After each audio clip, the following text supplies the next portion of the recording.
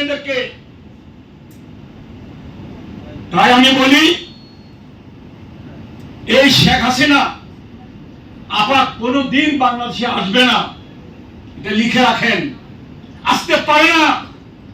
যার ভিতর কোনো দয়া নাই, মায়া নাই, তার নেতারা বলে এখন টিউবে বক্তব্য দিচ্ছে যে শেখ হাসিনা আন্দোলন করার জন্য ছেলেবেলাকে উস্কানি দিচ্ছে। আরেক নেতা বলে শেখ হাসিনা তো একটা অনুশোচনা নাই, 2000 শিশু ছাত্র শ্রমিক জনতাকে গুলি করে হত্যা করেছে।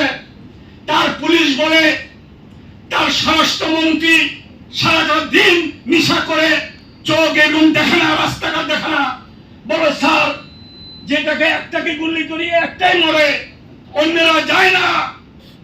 বাংলাদেশি ইতিহাস আর রক্ত টকবক করে এই 60 বছরেও আমি রাস্তায় ছিলাম, রাস্তা থেকে যাই নাই, রাত্র ঘুমাই নাই।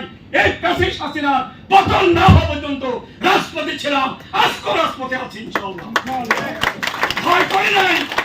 এখনো ভিতরে গুলি আছে, এখানে এখানে এখানে। ভয় পাই নাই। এখনো 3.5 বছর সাজাপ্রাপ্ত আসামি আমি, এখনো কোর্টে সারেন্ডার করি নাই। তাই বলি, এই খুনি হাসিনা যদি বাংলাদেশে আসে, আমরা চাই সে বাংলাদেশে আসুক। আমার নেত্রীকে অন্যায়ভাবে হিংসাবশিত হয়ে 2 কোটি টাকার জন্য জেল খাটিয়েছেন।